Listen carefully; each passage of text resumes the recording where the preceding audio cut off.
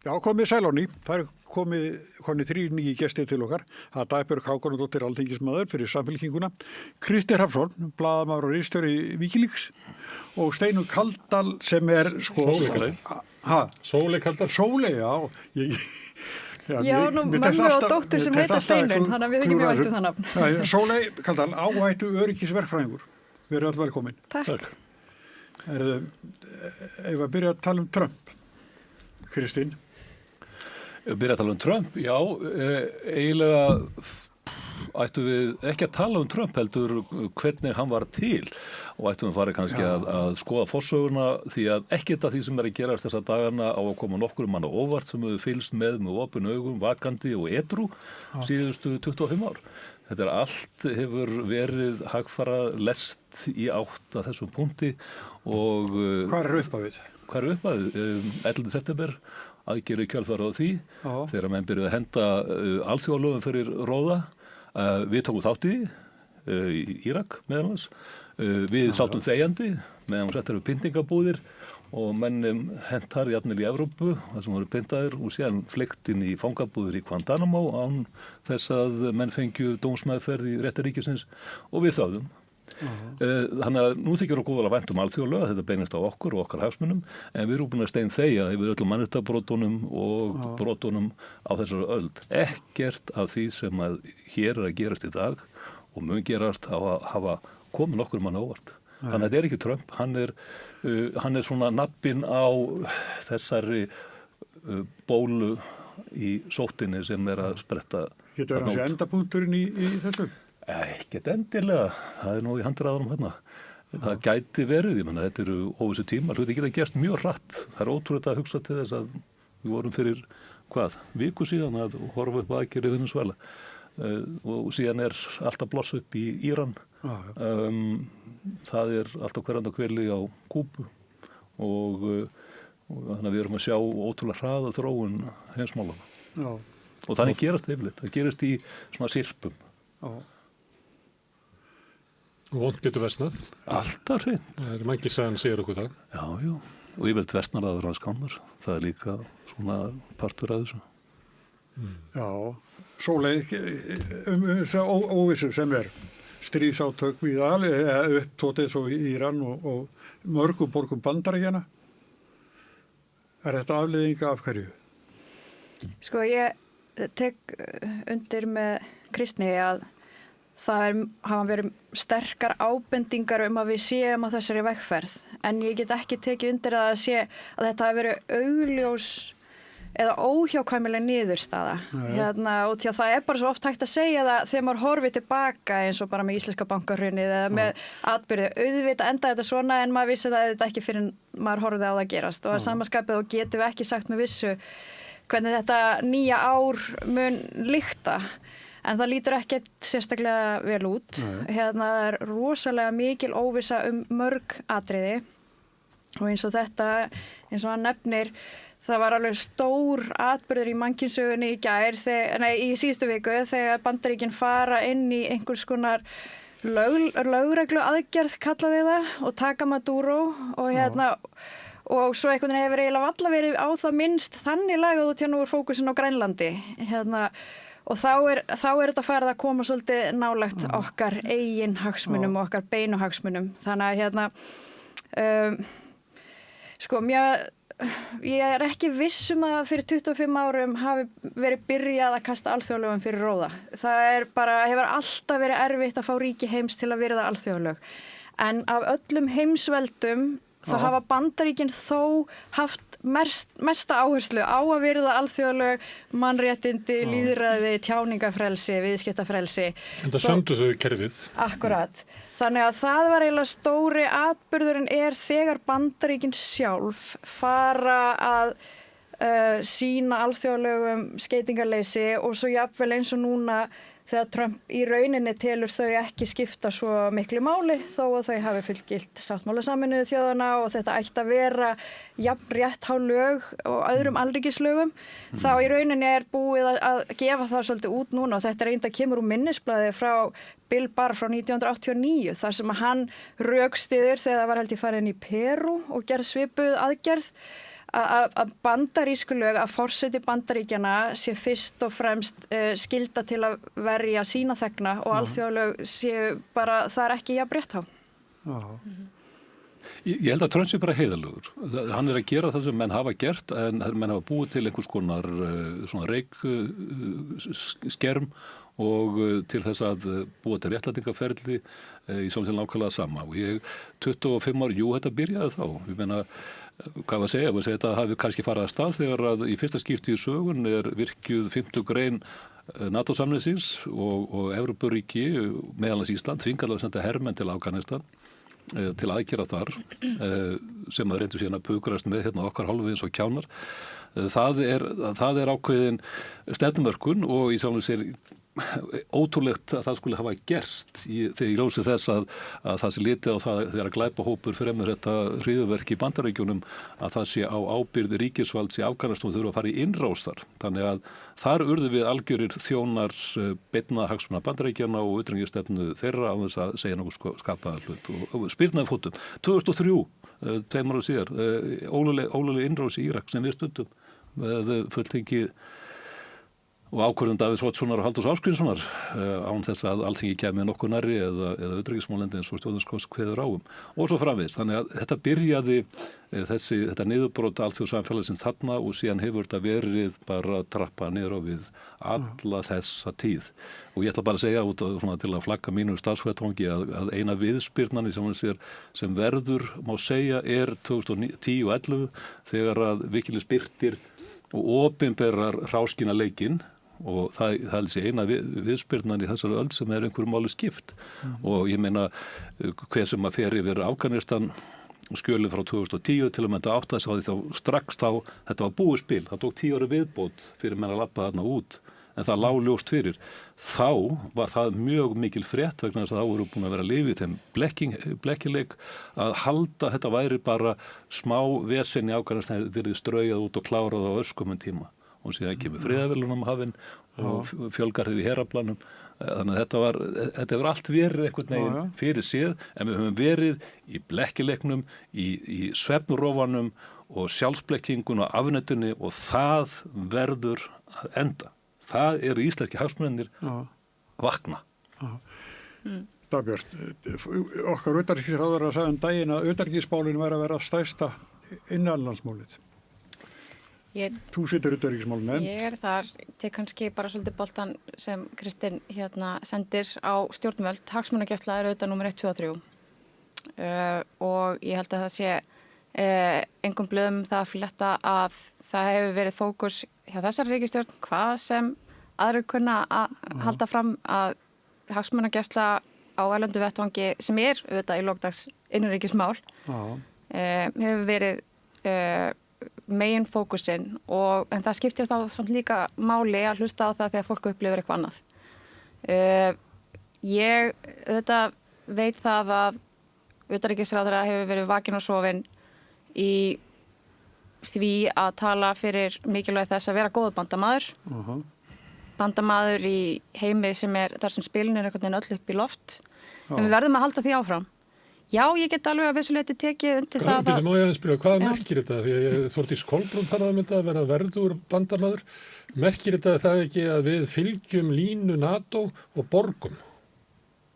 Það sjálfsögðu eigum við að vera ábyrg í því alþjóðasamstarfi sem við höfum gert okkur gilda til. Við erum bara förum með því sem er ákveðið. Það sem talað um þetta í tengslum við að borga og svo ég vitni nú bara líka í Metti Frederiksen sem sagði kaupa. Við erum ekki þar að kaupa vopn. Við erum að styrkja innlenda innviði sem hafa verið vanræktur árabil. Gera nauðsynlegar umbætur á samgöngumálum, dual use varnarmannvirkjum eða það er að segja borgarlegum mannvirkjum sem geta í einhverju tilliti nýst sem varnartengt starfsemi. Já, þetta utanríkismál innanríkismál. Alla eðlilega, ég menna, þetta er hluti af okkar ríkisstjórnar verkefni. Við megum hins vegar, svo ég segi það nú, þó ég sé fulltrúi flokksins í utanríkisnefnd, þá verður það samtímis að vera upplifun landsmanna að við séum þetta með augun á boltanum í mikilvægum umbótamálum sem varða ekki beinlínis utanríkismálinu. Auðvitað allt tengist þetta. Ég ætla bara að taka undir með utanríkisráðherra hvað það varðar. Að við séum að stefna inn í tíma þar sem við verðum að treysta á bara okkar fullveldis rétt og standa með öðrum þjóðum þar sem mikið lók hvílir yfir hvað það varðar, sko. Þetta heldur ekki vatni. Það sko... Nei, ok, þá höfum við það. Sko, í mars síðastlinu, það var næstu ár síðan, þá dó NATO, bara með yfirlýsingu J.D. Vance á öryggisráðstefnunni í München. Það sem hann sagði bara við Evrópu, þið geti ekki reitt ykkur á það að við komum ykkur til bjargar og ákveður ráðist. Og það ákveð allir bara eins og það er ekki heyrt þetta. Fyrir ekki að þetta er kjarni Atlantshafsbandalagsins 5. greinin. Hann sagði bara, þetta er ekki gilt lengur. Þið verður bara að sjá einhver sjálf. Og menn bara ákvaði að heyra þetta ekki og halda áfram eins og ekkert hefði skorist. Og þessi yfirlýsing hans kom heldur ekkert óvart með við það hostility sem hefur verið að hálfu Bandaríkjamanna og Trump-stjórnarinnar áður og yfirlýsingum varðandi framtíð Atlantshafssamstarfsins. Við heldum bara áfram og ykkar utanríkisráðherra að halda því á lofti að hér væru áfram þessi 2 hornsteinar í okkar utanríkisstefnu, þar að segja Atlantshafsbandalaginu og varnarsamningur. Þannig að það sem að núna gerist þegar allt í einu menn sjá að kannski hriktir það í þessu, heldur betur, að það heldur ekki á að koma óvart. Og það var ekkert brugðist við þessu á síðasta ári eða þess að reynda einhvern veginn að fara að krifja það hvaða aðra leiðir í stöðunni, hvernig ætlum við að bregðast við. Fyrsta leið náttúrulega er að viðurkenna stöðuna sem hún er. Já, en ég svona velti fyrir mér hver hefði verið æskileg viðbrögð hálfu íslenskra yfirvalda í kjölfar mjög áhugaverðar innkomi J.D. Vance á öryggisráðstefnunni í München í fyrra. Fyrir smáríki Ísland skiptir máli að við séum áreiðanleg í alþjóðastarfi og það er ekki á nokkru einasta leyti ábyrg framkoma að taka orð sem eru látin falla á, mikilvægum vettvangi og kveða upp einhvers konar endalok eða endapunkt á vestrænu varnarsamstarfi.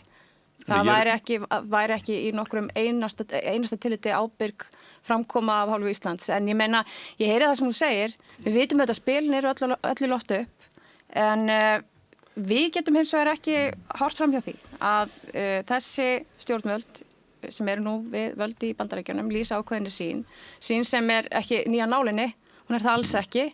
Við vitum auðvitað að það eru sagðir hlutir sem voru látnir falla í bakherbergjum af hálfu fyrir ríkisstjórna hér áður fyrr bandarískra en eru núna sögð upphátt og meira segja blásið mjög mikið á loft.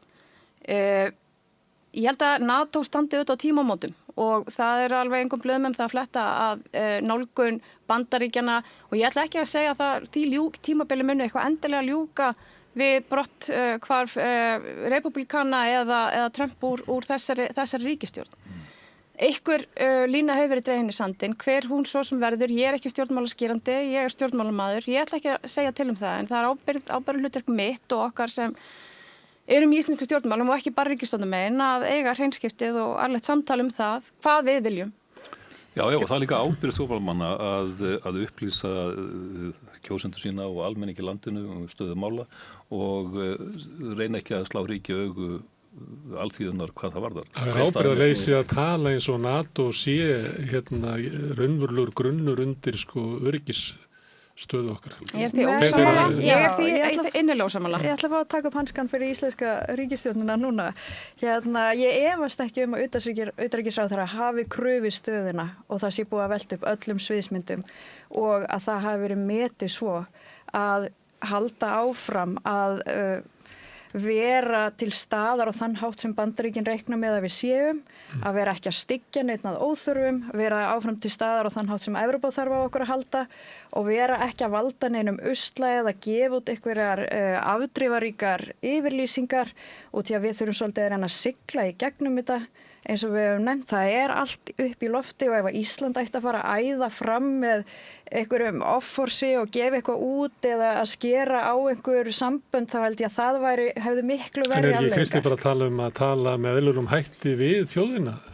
Hann er ekki endilega heimt að við bara segjum okkur úr NATO eða eitthvað. Það sem ég er einfaldlega að segja þetta, að við áttum verið fyrir löngu síðan að byrja að ræða utanríkismál. Það hefur ekki verið rætt utanríkismál, það hefur ekki verið kosið utanríkismál í því hvað mörgum kosningum. Það hefur rætt jú ESB eða ekki ESB, ekkert annað. Öryggis- og varnarmál hafa setið á hakanum. Það er bara tveir stólpar, varnarsamningurinn, NATO, punktur, búið basta. Ég algjörlega sammála þessu. Og þess vegna erum við hér í þeirri stöðu að hvenær sem geti bara NATO verið búið formlega. Það dautt að mínum mati. Búið formlega. Og þá komum við algjörlega óundirbúin og köld inn í þann veruleika. Við höfum ekki rætt það hefur ekki rætt á vettvangi stjórnmálana. Almenningur landinu hefur ekki fengið tækifæri til þess að skynja þessa skoðun. Fjölmiðlar hafa brugðist líka. Og þannig að við erum að hengt inn í átakahringinn án þess að hafa hitað okkur upp. Það það sem hitt glata tækifæri. En Sóley ætlaði að fá að klára það, ekki? Nei, takk fyrir það.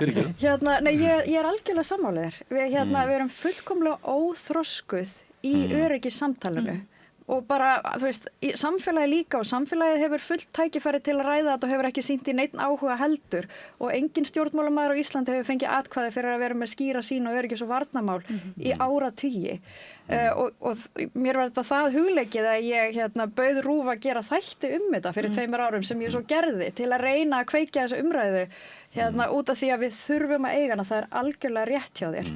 En núna, þá bara engin betri dagur en að byrja núna og við erum sannarlega byrjuð. Ég myndi segja að núverandi stjórn og svona síðasta ári eða 2 hafi pólitíkin farið meira inn í þetta.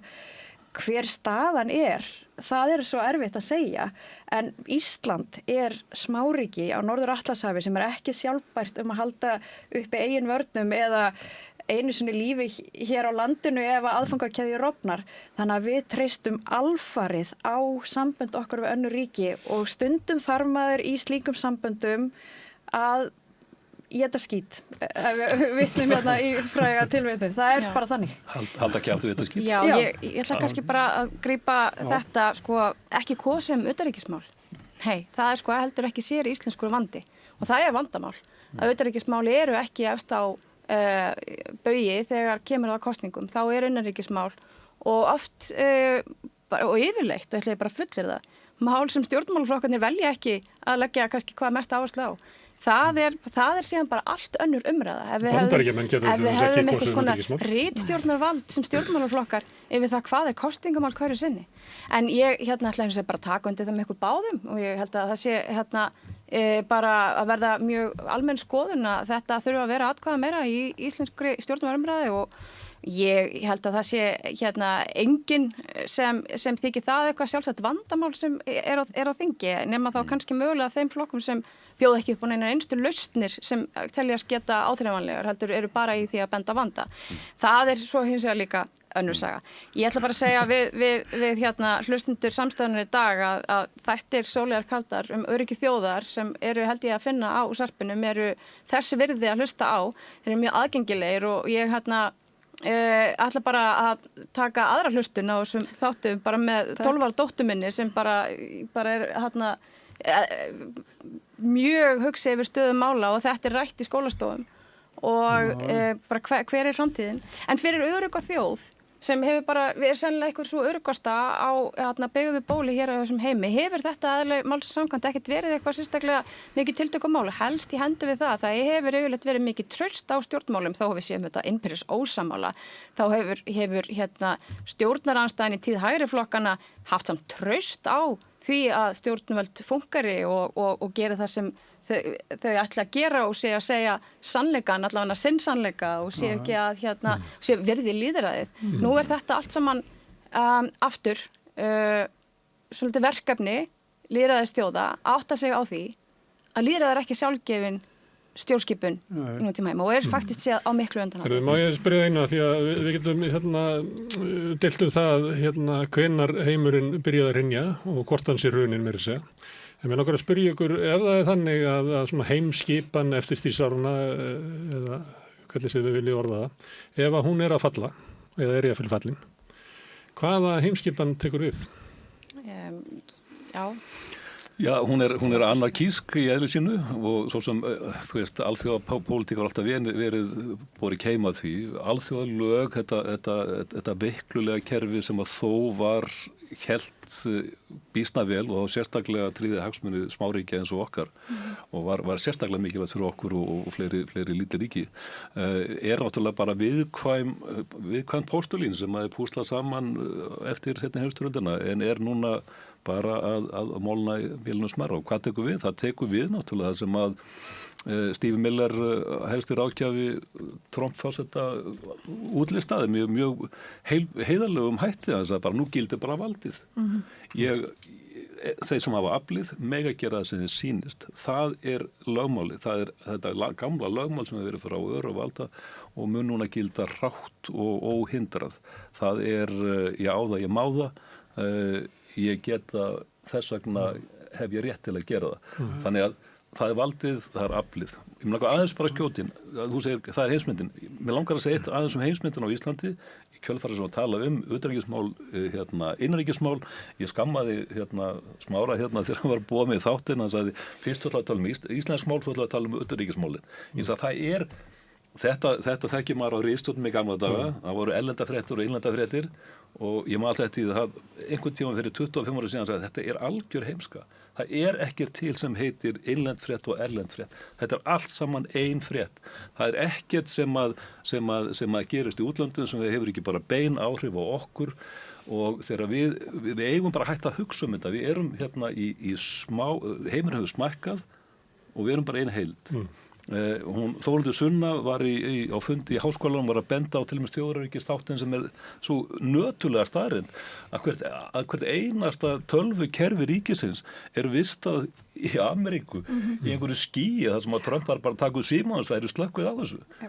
Þannig að þá slokknar á Íslandi. Við þurfum að hafa meira áhyggjur af því heldur en að einhver rússneski kafbátar að fara og klippa á sæstrengina, skilur. Ég held að Goldman Sachs eigi fyrirtæki sem að vistar skýr gömlu skýrsluverðar ríkisins. Ég held að segla og ríkisbókhald og allt saman.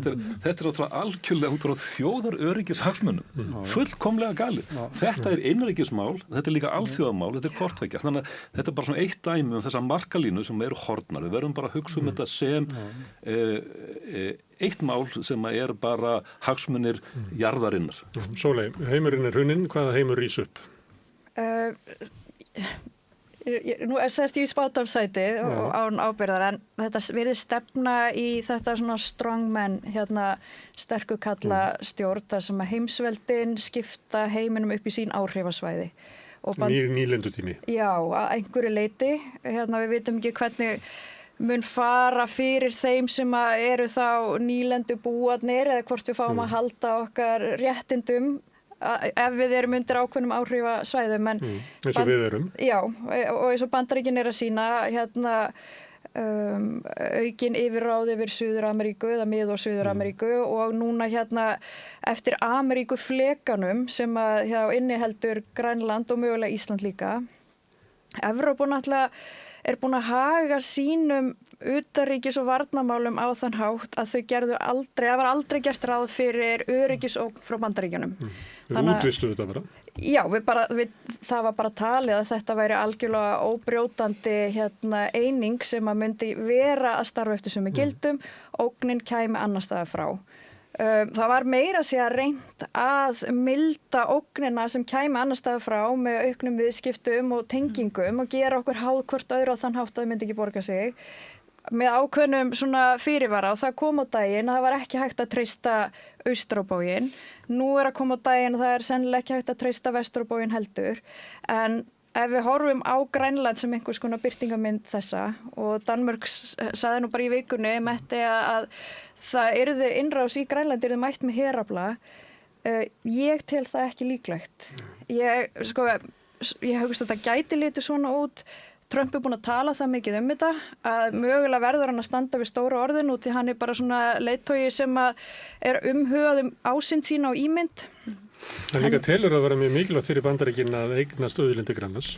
Já, og hann var spurður að því í viðtali við New York Times í síðustu viku. Hver er munurinn á því að hafa mjög gott aðgengi að hernaðarinnviðum og hafa hersveitir í Grænlandi? Þeir hefðu geta gert alls konar samninga nýtingu auðlinda og fengið hagstæð skilyrði þar. Hver er munurinn á því og að fara þarna inn? Og hann sagði það er bara munur á því að vera að semja með eitthvað aðgengi versus að eiga eitthvað og ég vil eiga þetta. Vandamálið með auðlindir Grænlands er að það sem hindrar nýtingu þar eru áhersla grænlendinga sjálfra á umhverfismál sem að stendur því þrifum að það sé að fara í námuvinnslu. Ástralir voru að setja mikla peninga inn í námið þarna í Kveljafeld, held ég heiti, og það var bara leið að tekið í burtu. Kínverjar voru þarna hluthafar í þessu og það núna fyrir gerðardómstólum og fyrir einhverja alþjóðadómstóla sem að tekur mark á því og að heimta $milljarða í skaðabætur. Það var út af því að vinnslu þessara sjaldgæfu málma mun fylgja úraníum mengun og það leist grænlendingum ekki á og stoppuðu bara þessa vinnslu.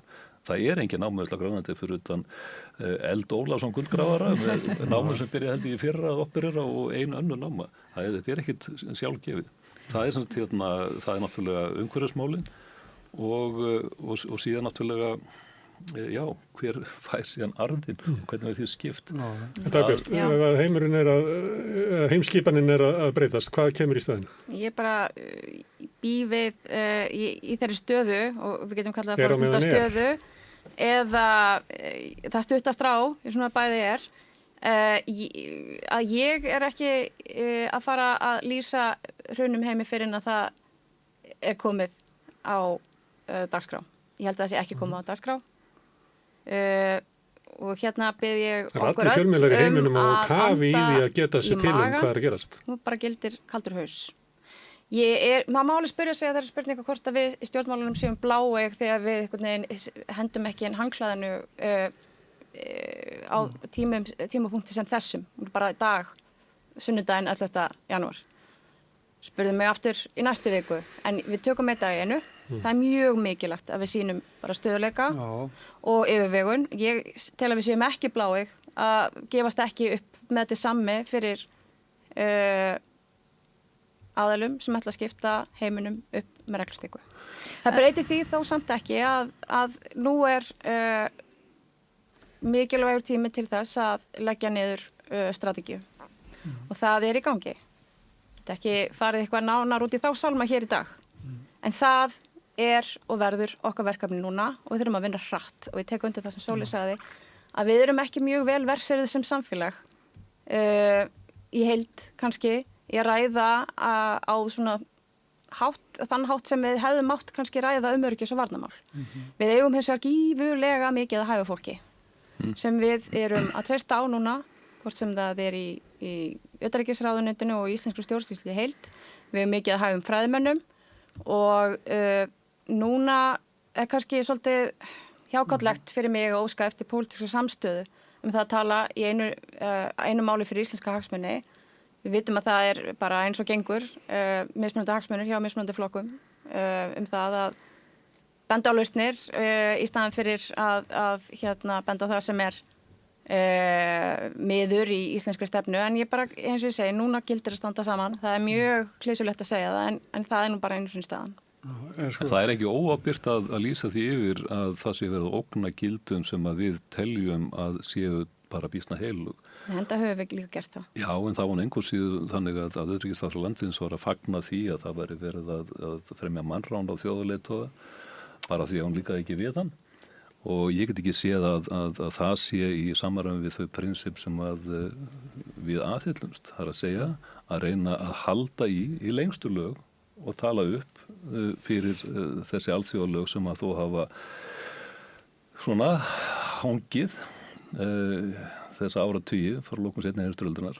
En þannig að við eigum ekki að fara gegn þeim prinsipum í yfirlýsingum. Það er óábyrgt, finnst mér. Í langa tíma, svo lengi sem ég man, þá tölum við alltaf Ísland sem öruggt land. Það er ófriður út í heimi, Ísland er öruggt land og það með þess að komi fólkinga, flustingar einmitt vegna þess að Ísland er svo öruggt land. Er það svo? Steinun? Nei, sorry. Takk. Já, það það svo lengi sem að við búum við það heimsmynd sem við búum við síðust 80 ár. Það búið að vera alveg ofsalega öruggt á Íslandi. Já. En við Stafar okkur engin ógn af þessum breytingum sem eru? Okkur stendur núna ógn af þeim, sannarlega. Og eins og ég var að reyna að koma að áðan, ef að ógnirnar eru núna austan frá og vestan frá, ef að Evrópa fer í virkstríðs átök við Bandaríkin og Grænlandi, þá opnar það glufu fyrir aðra til að nýta sér það hinum megin frá. Þannig að út því að nú vinn ég ekki fyrir ríkið og ekki virk í stjórnmálum, get leyft mér að fabúlera það að mér þykir langlíklegast að hagsmunamati sem verið að vinna í ríkisstjórn Mette Frederiksen, ríkisstjórn Kristrúnar Frostadóttur, sé það að ef við erum þurfum að velja að fara í átök við Bandaríkin eða gefa eftir Grænland, að þá hugsa ég að Grænland verði gefið eftir. Það þarf ekkert stórt herlið til að taka Grænland. Þetta eru einhverja F-35 vélar sem koma þarna að fara að taka þinghús, fjölmiðla, löggæslu einingar og eitthvað slíkt. Svo verður bara boðað til fundar, samningafundar, þar sem að stjórnin í Grænlandi og ríkisstjórn Danmörku verður, og svo koma Bandaríkin og lýsa yfir þakklæti á því að þau skildu hversu mikilvægt öryggismál á norðurslóðum þetta væri, og þetta bara realismi alþjóðapólitíkur, og að nú muni Grænland loksins losna undan 200 ára yfirráðum Danmörku sem hafi vanrækt þau og eigi núna að horfa fram á betri tíma. Ég hugsa að þessu verði pakka svona inn, og Danmörk muni ekki síst eins og Kristinn nefnir meina allir okkar netinnviðir eru háðir stórfyrirtækjum í Bandaríkjunum. Meiri sé bara tvíþátta auðkenning, bara það að þú opnar tölvunniðin og þarft að slá inn pinnúmer, það fer inn í þessi ský í Bandaríkjunum.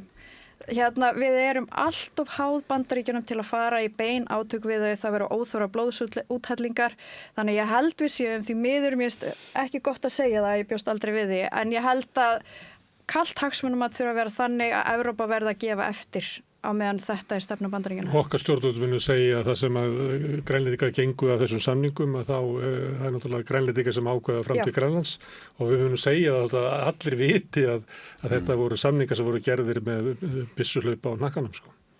Ég held sjálfur rétt svo sem sviðsmynd sem það dregur upp því miður, að þetta verður bara þannig, að því að annað er ekki gerlegt og mögulegt. En það síðan, það að horfa fram í tíman og í næstu leiki á skákborðinu, hvað tekur síðan við sem menn þurfa að horfa í stöðu við. Þetta verður, ef að Trump allar halda þessu áfram, þá verður þetta ekki stöðvað.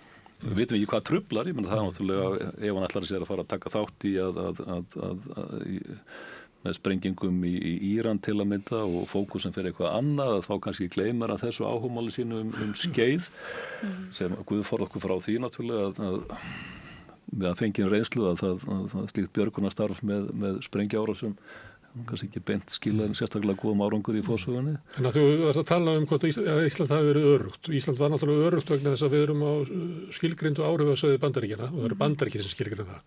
Og það engu sem dettur í hug að vera með ófrið á Íslandi, vegna þess að vita að þá mæta þau öflugasta her í heimi. Það sem breytingi núna er að afstaða Bandaríkjanna til Íslands, þegar þeir taka upp nýlendustefnu til þeirra svæða sem að þeir telja vera á sínu svæði og ætla að ráða því hverjir bara öllu. Þeir hafa líklega að vera alltaf ráðið raunverulega pólitíkinni. Ég býst við að þeir hefðu gripi inn í ef að þróunin hefði ekki verið eins og þeir vildu.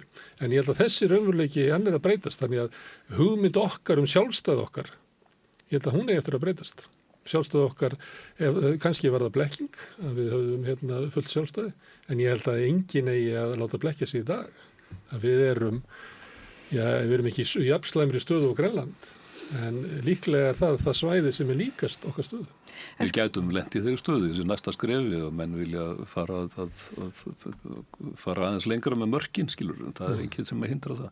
En ég held að það sé rétt að Smári, ég menna það spurningum vakna til vitandur það hvers konar blekkingu við lifað í. Men hvað varnarsamningurinn út frá hagsmunum okkar, en ekkert gildi. við getum alveg sleppt í að hafa hann. Ég meina ef einhvers konar ytra árás hefur verið gerð á Ísland og Bandaríkjamenn sæði þessar hagsmuni því að koma inn til verndar, þá hefðu þið gert það. Annars fyrir okkur eða ekki tekið símtóli. Og það hefur bara verið okkar svona náttúrulega varnarskjöldur í sjálfum sér að Ísland þarna strategist í þessum varnarparameter Bandaríkjanna. Við þurfum ekkert samning til þess. Nei. Þetta er bara pínu sturluð umræða, en hún er rétt að sér og hún er þörf. Ég beðum skilning á því að fara ekki að greina einhverja sviðsmyndir sem gætu haft í hönd. Ég hins vegar bara þakklátt fyrir það við séum að eiga bara nauðsynleg samtöl þær sviðsmyndir sem geta skapast og vonum að þetta raungerist auðvitað ekki. En við þurfum líka, ég sagði það áðan og ég segi það aftur, hér verðum við að vera með kaldan haus en samt á sama tíma heitt hjarta fyrir þeim gildum sem við viljum standa með og það er ekki veikleika merki að tala á þeim nótum og ég held að við séum líka í talsverðum vandastödd varðandi það stefnumótun sem við höfum auðvitað verið að undirbúa og fela í sér svona ákveðnar leiðir sem við sjáum fyrir okkur í öryggis- og varnarmálum fyrir Ísland. Við eigum núna eðlilega minni væntingar til þess að alþjóðalög séu virt með sama hætti og hefur verið gert. En á sama tíma ætla ég nú samt sem áður að segja að maður verður að sýna náungunum þá hegðun sem maður vill sjá frá þeim. Og ég held að það sé ekki eitthvað sem við eigum að bakka með og það er bara í lok dags megin skylda stjórnvalda að tala með þeim hætti sem við viljum sjá en ekki einhvern veginn lippast niður og segja bara nú er allt af borðinu og nú verðum við bara... Já, nættum við ekki að fara að finna bandamenn í meðal smárra og millistóra ríkja, fara út í heim að finna eitthvað til þess að athuga hvort það sé með einhverjum hætti halda uppi einhverju kerfi sem hemur menn eða ríki eins og Bandaríkin eða Rússland. Já, það er náttúrulega bara kláru vilji. Og þá fyrir við ekki til Evrópu vegna þess að Evrópu er búin að útvista utanríkisstefnunum til Bandaríkjanna. Þú getur alveg talað sér vekk eins og að tala við utanríkismál við Evrópu. Ég veit svo mikið til hvaða ríkið þú ert að vísa sérstaklega en lýðræðisríki heimsins þurfa að Þetta er Írland og Skott sem er reyndar bæði í Evrópusambandinu. Ég meina... Við gátum talað við gas allavega. Við segjum bara Avengers Assemble. Það er ekki normatív stjórnarstaða í heiminum í dag að ríki búi við lýðræði þrátt fyrir allt. Það eru meirihluti mannkyns að einhverju leyti undir minnsta kosti gölluðu lýðræði. Við erum að færa stjórnmálaumræðuna vonandi. Ég minn allavega bara, fólk getur stólað á mig í því að hún sé farið upp á svona aðeins svona herri, ekki endilega herri plan en þetta er auðvitað bara spurning það að hvað ætlar að undan að láta. Eigum við að taka bara undir sjónarmið þess efnis að tjáningarfrelsi sé helsta vandamál sem Vesturlönd glíma við eins og hefur verið haldið fram. Eigum við að gefa upp á bátinn að það tengist ekki bara náið bara trausti almennings á stjórnvöldum sem er bara lykil atriði til þess að bara viðhalda lýðræðissamfélagi þar sem bara okkar gildi fá að þrífast. Þetta er auðvitað bara... Hvað flokkur er Bandaríkin í þessu? Bandaríkska stjórn hefur meðal annars hótað í að vera með svona sérstakar hernaðaraðgerðir eða hvað þetta heitir þarna í Venezuela, gagnvart forseta Kólumbíu. Og ég heyri ekki betur en að það væri bara forseti Mexíkó líka. Þetta er fólk sem er lýðræðislega kjörið. Já, það er á ábyrgð Íslands og annarra lýðræðisríkja að tala fyrir lýðræðislega uppbyggingu á þessum svæðum. Og ég held að bara svona skauta aftur inn í tjáningarfrelsisumræðuna sem hefur verið svona svolítið, verður ekki til neinu tómarúmi heldur vegna þess að Evrópa hefur farið fremst allra landsvæða í því að bara virða og treysta á öflugt skoðanaskipti sem meðal annars felur sér gagnrýnar stjórnvöld en líka á sama skapi draga línu sandinn það hvað telst til hatulsorðræðu, hvað telst til upplýsingaóræðu sem er og verður held ég ein stærsta bara þjóðaröryggisvá sem við stöndum fyrir núna og við verðum að vera mjög meðvituð það að á næstu dögum og vikum eiga á íslenskur almenningur eftir að finna fyrir því að ég held að það sé allt í lagi að halda því fram að Rússar hafa farið fram bara þjóða fremstir í því að stíla taktíst og markvist og gaggjert á lýðræðisríki því að veikja traust á stjórnvöld, tala fyrir því að það eigi ekki að styðja við Úkraínu, svo dæmis er tekið og þeim hefur orðið bara býsna ágengt á sömu svæðum með það og þetta er að fara ágerast hér á landi og ég bara bið allum að vera meðvitað það, hér á að tala 10 þátta auðkenningu, nú þurfum allir að fara inn á Facebooki sitt og setja 10 þátta auðkenningu vegna þess að þetta verður mun raungerast með einum öðrum hætti. Ég byrði eftir að segja það að helsti vandi í okkar heimsluta og í Evrópu sé einhverju undirróðastarfsemi Rússa sem hafi grafið undan Já, ég myndi halda því bara það sé helsti vandi í Evrópu í dag. Sko þannig ég segja þessi rík þjóðar ekki svá, ég held því fram fullum fjötu. Ok, og hvernig þarf að vera eftir því sem stjórnmálamaður? Ég ætla bara að benda á vandan til að byrja með. Við megum ekki vera blái eða vera með eitthvað skollæri gagnvart því að það er markviss undir alda sem er haldið í gangi af alveg meðal annars rússneskra stjórnvalda sem íta undir þjóðarnisöryggis-vandi sem blasir við okkur. Hvernig ætlar þú að bregðast við því? Já, það er bara mitt verkefni núna. Okay. En ekki getur að vera þannig að það eru 450 milljónir mann sem búi í Evrópu að allir séu sammála stefnu stjórnvalda varðandi Úkraínu. Er þetta ekki hluti að því að búi í lýðræðislegu samfélagi að auðvitað eru ykkur hellinga mönnum sem eru bara móti stefnu stjórnvalda í Úkraínu? Vilja ekki að senda vopnar? Vilja semja frið? Hvað er þetta ekki bara sólít afstafa? Akkur er þetta eitthvað rússneskur andróður og hvað er landráð og stoppa þetta?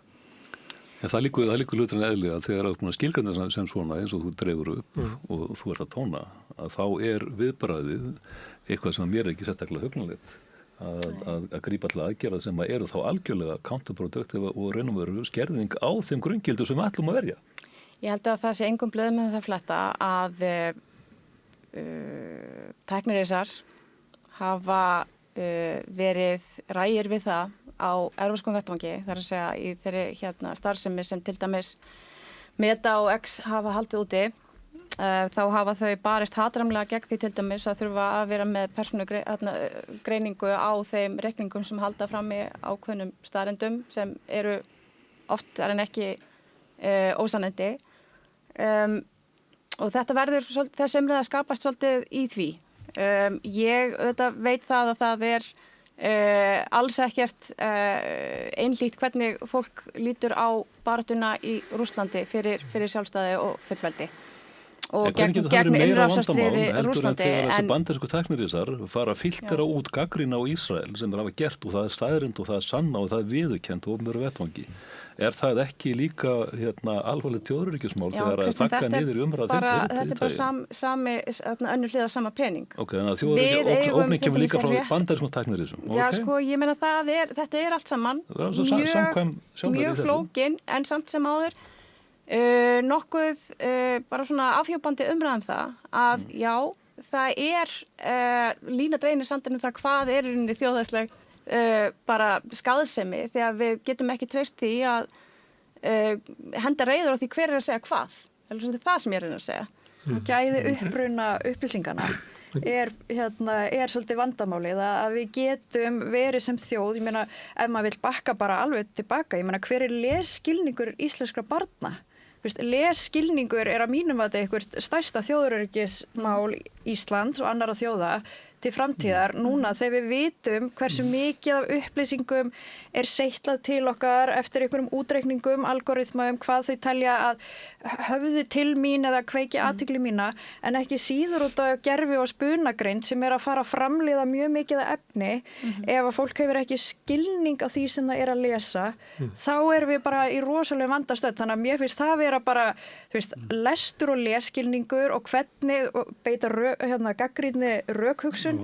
Þetta er eitthvað sem við þurfum að leggja alveg mikla áherslu á því eins og Kristinn bendir á leið við ætlum að fara að takmarka aðgengi fólks á ákveðnum upplýsingum, loka á óþóknanlega fjölmiðla eða annað, þá erum við einhvern veginn farin að vinna gegn okkar hagsmunum. En þannig að fólk verður að geta annars vegar vottað hvaðan upplýsingarna koma og geta treyst ákveðnum upplýsingaveitum til að veita upplýsingarnar.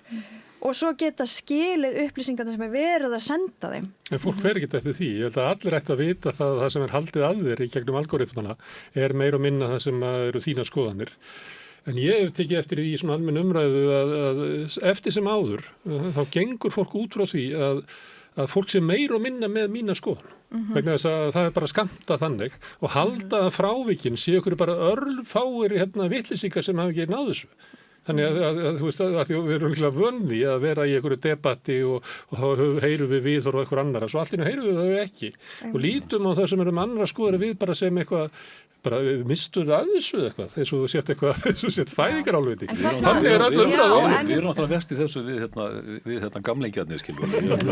Ég á nú börn á þrítugsaldri sem eru miklu læsari og skynsamari að filtera út vitleysu heldur en ég er að mörgu leyti, skilur það. Við ölumst bara upp í þessum þau krakkar í dag, ungt fólk í dag er gagnrýna, þannig að það er alltaf að tala um að þetta er vonlaus kynslóð, en langt í frá þau skilja að þetta er ekki staðreyndir. En ég hef ekki mist trú á ungu fólki. Ég held að það sé vonin okkar. Það var þess kallar á okkar aldri sem að mættu á Austurvöll í Ísland þvert á flokka og held að yrðu 20.000 manns þar og voru alveg hissa að voru 90. Af því að þeir heldu að væri bara allir sammálaðum. Já, en horfum svolítið þá bara á það tangarhald sem ákveðnir tæknir þessar hafa á upplýsingamiðlun í nútíma samfélagi og mikilvægt þess og það hefur nú bara, ég tek undir það að það hefur kannski ekki farið mjög mikið fyrir þeirri umræði sem hefur átt í stað til dæmis á Evrópuþinginu mikilvægt þess að innlendir fjölmiðlar séu sterkir, að við séum ekki að útvista bara, svona sigla sofandi að feigðarósi í því að vera bara einhvern veginn háð því að miðlunin á þeim fréttum sem eru hæstar að baugi hverju sinni komi frá einhverjum algoritmum sem vilja bara færa þér það sem teknir vilja segja vegna þess að og það er það sem er svona hagstæðast fyrir teknirisina vegna þess að þá er það meira engagement og þeir eru líka að færa þér það sem er til þess fallið þeir eru vekja hjá þeir og gera þeir reiðan. Þannig að það er líka svona, það er þetta bara önnur umræða en samt sem áður mjög tengd inn í það sem við teljum bara til lýðræðislegrar upplýstrar umræðu sem er til þess fallin að svona veikja traust á bara stjórnvöldum sem ég ætla bara að vera pólitíkusin í herbygginu og segja að það er slæmt. Sama þá svo sem hver fer með veldin hverju sinni. Daginn sem traust á stjórnmálum er orðið bara ekki neitt, þá erum við í vanda hvar sem þú síðan stendur í stjórnmálum. Það er bara, þú veist, það eru kannski eitthvað falleg orð að segja, en ef við kærum okkur að búa í fungerandi lýðræði, þá verðum við að vera með augunaboltanum hvað þetta varðar. Og geta talað, ég mennist ekki á þess að línu sem þú er með og ég byrjaði að heyra bara fyrir einhver 2 vikum. Ég er í stjórnmálum, er ekki stjórnmálaskýrandi. Stjórnmálamenn eiga náttúrulega að vera bara að skýra sín stjórnmál, það er ekki svona bannað að tala við vagnstjórn á ferð. Þið er bara að tala stöðu heimsins bara eins og venjulegt fólk. Já. Þannig ég veit ekki hver byrjaði að fyrir þessu, allir byrja að heyra þetta bara í hverjum einasta þætti þess að þetta sé bara sikkert hlutur. Mér finnst þetta alveg verðug umræða og ég ætla alveg að segja, mér langar til þess að gera svona betur grein fyrir þeirri sín sem ég hef í svona langtíma samhengi og væri ég til í að stilla upp ef þetta gerist þá ger ég svona og svo ef þetta gerist þá ger ég hitt. Þetta heyri bara undir það sem ég sagðan. Við erum bara með ísum ánum kaldan haus gagnvart þessu verkefni, við erum að fá ótal upplýsingar sem eru ekki sem eru veittar inn í trúnaðar samhengi og fólk getur treyst því að það er verið að stilla upp ýmsum sviðsmyndum en það væri bara samfélagslega óábyrgt og bara pólitískt óábyrgt að gera grein fyrir því sem er að teiknast upp og þetta er bara umræður sem Íslendingar eru óvanir eða aðstæða sem Íslendingar eru óvanir en ég ætla nú samt bara að segja að við höfum ekki forsendur sem stjórnmálamenn í að teikna upp einhverja svona, þú veist, þetta eru bara skilgrundur óvinur okkar núna eða ekki. Ég bið bara það að við erum að reyna að sýna bara þá framkomu sem við viljum sjá frá öðrum og annað væri bara óbyrgt. Hvað með Íslendingar svo óvanir því að vera í þeim kringumstæðum að þurfa að gefa stjórnmálamönnum svigrúm til þess að... Ég sagði það ekki. Nei, bara svo ég skýra það er bara ný staða að Bandaríkin eru að koma fram með ákveðna sín sem við höfum ekki lært að þekka, ekki runni síðan á Monroe-tímanum. Það er út af fyrir sig alveg ákveðin ný staða. En viljum við vera bandamenn ábyrgra yfirvalda í Bandaríkjunum? Já, það viljum við. En það er bara ekki boði. Það eru þín orð. Mér finnst bara mjög rökrétt að þingmaður stjórnar meiri hluta tali varlega út í að það sem að þingmaður stjórnar segir, það stefna stjórnar. Við tölum öll mjög varlegir. Já, ég þekkti þetta sjálf, ég var samningamaður fyrir Íslenska ríkið, ég gætti þess mjög hvað ég sagði út á við þegar ég var gengdi þeirri stöðu, ég vann hjá Landhelgisgæslunni, maður hefur þá upplýsingar sem maður verður virkilega gæta þess að segja ekki eitthvað sem vinnur gegn hagsmunum eða stefnu síns vinnuveitanda eða þeirra sem maður stendur fyrir. Ég og Kristín erum borgarar. Já, en það bara, sko, þjóðin á rétt á upplýsingum, en það sem þú segir, það verður tekið, það þýtt, það sent út frá sendiráðunum og það hefur afleiðingar þegar þú talar fyrir hönd Íslands. Þegar ég var samningamaður þá var ég Ísland þar sem ég kom. Þannig að allt sem ég sagði var ég að gæta þess að endurspeglaði stefnu Íslands. Núna ég bara hérna borgari, nú get ég talað aðeins tæpitungulausar út því að það sem ég segi bara sólega að spekulera. Það munur að vera embættismaður eða stjórnmálamaður. Já, en einmitt núna þegar stjórnmálamenn eru á tímum óöryggis og í öryggis- og varnarmálum, þá finnst mér mjög eðlilegt að þau tali varlega. Þau eru efna til samtals utanríkismál við þjóðina. Já, og þú getur ekki gert það með því að, að vera með spilin svona einhvern veginn. Nei, en það kannski ekki vera að trufla okkur, við munum taka rétta ákvörðun. Þetta hljóma bara ekki vel. Ég nú ekki að segja það. Hvað gerti fyrir stjórnmálamann? Ég nú hérna komin, mér langar miklu frekar til þess að koma til ykkar á samstöðuna eða mæta í viðtöl hjá RÚV eða í Morgunblaði eða í útvarpi Sögu og eiga bara hérna og hlusta líka bara á hérna frábæra aðalega sem hafa innsýnin í hluti sem ég þarf að þekkja og hérna eins og ég segi, það væri rosalega auðvelt fyrir mig að leggjast bara undir feld og segja ekki neitt og það má alveg þræta það hvort ég sé að segja eitthvað innihaldsríkt en ég reyna að vera ærleg með ykkur. En ég tilheyri þeim hluta þjóðarinnar sem ánað með að stjórnmálafólki okkar taki ekki sterkt til orða. Takk svo leið. Og ég spyrja það eins og sem fyrir að starfsmaður Landhelgisgæslunnar og alltaf tekið þátt í þá leyni viðra má segja að það hluti sem ekki mega fara hátt út af öryggis- og varnarmála svona undanþágum og við reiknaði með. Landhelgisgæslan er í beinni hernaðarsamvinnu við bandaríska flotann, ekki satt?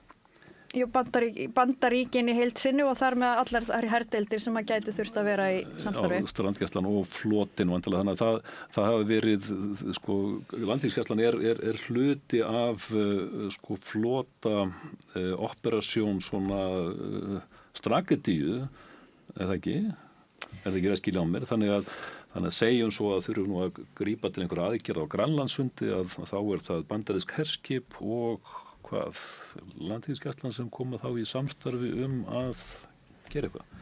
Sko, ég vann í það er orðið dálítið mörg ár síðan. Ég ger mig greið fyrir því. Þú mátt alveg þessu upplýsu endamál þú vilt, mér veist það þetta mjög. Ég auðvitað, þetta þykja þau oftast áhugaverðist. Nei, sko, þær sviðsmyndir sem ég vann með fóru þannig fram að aðalega var verið að skoða hvernig íslensk varðskip gætu nýst til leitar- og björgunarverkefna og mengunarvarnaverkefna.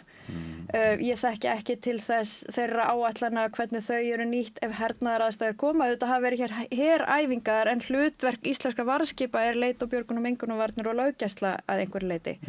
Það sem þú nefnir með að ef það verður hernaðar á Grænlandi sem þarf að reka yfir einhvern lengri tíma þá alveg mjög líklegt að einhverju leyti þurfa að nýta einhverja aðstöðu bandaríska hersins á Íslandi. Málið bara það sem ég að reyna að segja að vona að það verði ekki hernaður á Grænlandi út því að ég get ekki séð hvernig það verður neinum til hagsbóta og að niðurstaðan verður svo sama. Þú sammálað, þú hins vegar, þetta rétt mat að segja ef það kemur til hernaður á Grænlandi að hálfu Bandaríkjamanna að þá verður Ísland nýtt í þar aðgerðir og aðstæða hér? Nei, ég veit það ekki, en til að Bandaríkjamenn telja að það sé klárlega kostur fyrir þau. Það þannig að þú ert í aðgerðum á Austur-Grænlandi að þá miklu betra fyrir það að gera það frá Íslandi heldur en frá hinni byggðinni. Því það er bara svo stutt hérna yfir, sko. Já, ég bara sé ekki alveg hvaða hernaðaraðgerðir þurfa að fara fram á Austur-Grænlandi út í að það er alveg óbúslega strjálbýlt og litlir innviðir þar. Þannig að ég tel að Bandaríkin líti svo á að þeirra aðstæða í Keflavík sé þeirra til að nota ef til þess komi og þess vegna nefndi ég hérna áður að ég vona að okkar ríkisstjórn sé að skoða þá sviðsmynd hvernig ætlar Ísland að bregðast við ef farið verður fram á það. Og því að við þurfum að vera tilbúin fyrir þá sviðsmynd og það er ég sem áhættustýringur og öryggisverkfræðingur, það er það sem ég gera alla dag í vinnunni, ég er að setja upp sviðsmyndir mjög erfiða og óhugulega hluti bara til að skoða hvernig getum við brugðist við þessu og oft eru þau viðbröð ekkert ákjósanlega en þau eru bara það skársta sem við getum gert hverju sinni. Hvernig viðbröð myndir þú vilja sjá í slíkum kringumstæðum sem ekki stjórnmálaskýrandi en stjórnmálamaður? Þetta var svona stóðsending eða... Þetta er alltaf íþróttamáli, ég er að missa á Arsenal-leik en ég ætla ekki að orða á því. Þessar myndir eru að teiknast upp og við utanríkisnefnd erum búin að eiga fund með utanríkisráðuneytinu mögulega sviðsmyndir. Ég er ekki að fara að greina frá þeim hér. Það kæmi bara ekki til greina. Þú skilur það. En hins vegar þá er það alveg rétt að við erum í hvað sem öðru líður mjög nánu samstarfi við Bandaríkin. Það höfum við viljað. Það er ekki útlit fyrir það að það taki einhverjum breytingum núna á næstu dögum. Það er bara ekki eitthvað sem ég sé fyrir og þetta segi ég ekkert í einhverju tómarúmi, sko. En ég meina, aftur segi ég, við berum virðingu fyrir alþjóðalögum. Við gerum það kröfu til Bandaríkjanna að þau gerum það líka. Og við ætlum að gera það áfram. En ef við erum að kasta upp sviðsmyndum, koma hingað til valda stjórnvöld sem segir upp varnarsamningnum, segir bara morgun. Er þá ekki líklegt að Bandaríkjamenn kæmu hingað? Jú, ef þau halda áfram þessari vegferð að áhrifasvæði þeirra sé Norður-Ameríku flekin Þannig þeir mun ekki leyfa okkur að vera með eitthvað uppstitt? Mér finnst það ólíklegt og mér finnst það reyndar ólíklegt að það hefði verið þannig í rauninni alla sjálfstæðu sögu Íslands. Við höfum bara verið í takt, við höfum blómstrað í þeirri heimsmynd sem að Bandaríkin voru stærsti þáttakandinn í að byggja. Við mögum gera hvað sem að þeir eru ánægði með. Ég hugsa að það hafi einhverju leyti allatíð verið það og það var einhvern veginn svona það sem að olli straumkvörfum í mínu lífi var þegar ég fór til Bandaríkjanna að læra alþjóða pólitík og prófessorinn minn virkilega dagfarsprúður og ljúfur Portúgali, hann sagði bara þú veist að realismin stýrir alþjóða pólitík. Það er að realismin er bara það eins og við komum inn á áðan sem að bara má sjá í fornaldartekstum. Bara, þeir sterku gera það sem þeim sýnist og þeir veiku þola það sem þeir þurfa. Og hann sagði að allt sem við byggjum ofan á það, alþjóðastofnanir og samstarf og samningar, það er svona eins og konar gríma eða leikrit sem við leikum í hinu dagstaglega lífi og það gildir langflestar ákvarðanir. Við getum tekið þátt í þessu leikriti að við skiptum með okkur fiskistofnum svona og við höfum viðskiptin svona og svo framvegis. En þegar það fer að þjarma þá vitum við nákvæmlega hvernig ákvarðanir eru teknar. En þessi 90% þau skipta rosalega miklu máli og þau hafa fengið að ráða í íslensku utanríkisstefnu bara gagnvart öllum ríkjum í öll þessi ár. Og þetta var sérstaklega við öryggismat þjóða. Það er eiginlega það sem er mest alvaran. Já. Og núna þegar við erum í heimi sem er með vaxandi óöryggi, þá gilda þessi lögmál frekar heldur nokkuð tímann áður. Það er og það var í rauninni áfallið sem ég fékk að gera mér algjörlega grein fyrir þessu út því að ég hef starfað við ríkiserindrekstur, það er svo erfitt, ég er alltaf að reyna að finna gott orð fyrir diplómasi, ríkiserindrekstur og samningagerð og mér finnst þetta mikilvægt og við eyðum alveg ótrúlegri orku og púðri í að gera þetta á kurteislegan og elegant hátt en við vitum líka alltaf að bak við tjöldin þá er þetta bara slagkrafturinn.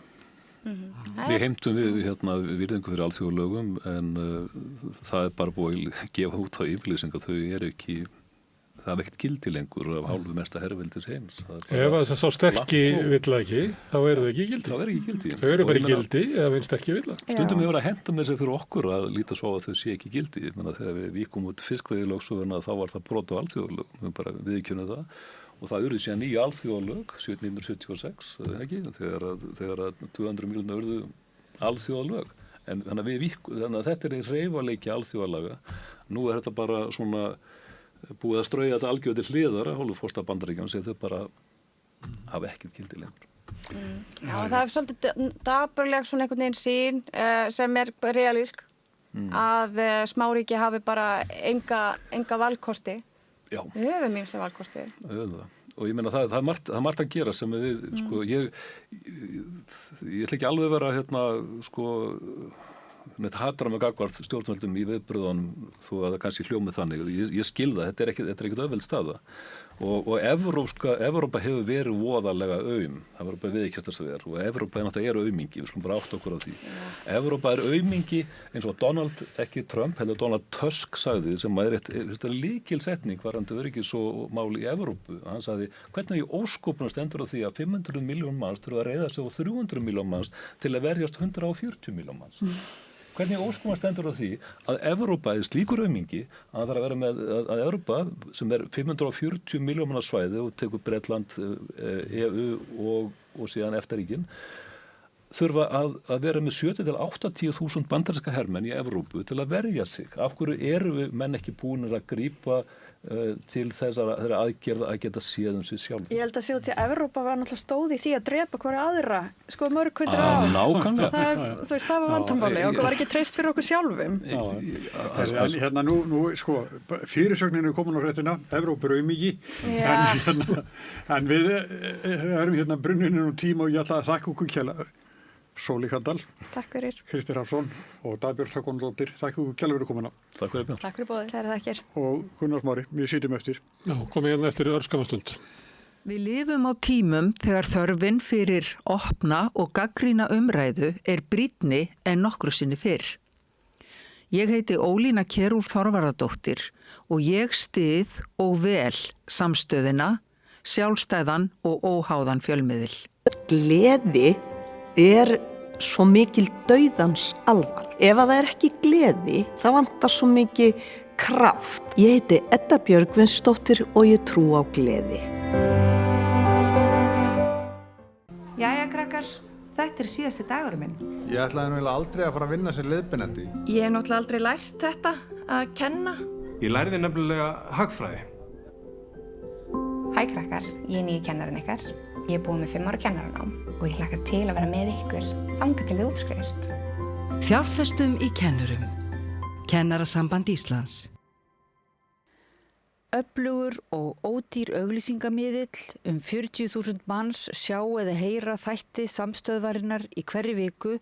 Ef þú vilt auglýsa, sendu póst á samstöðin.is.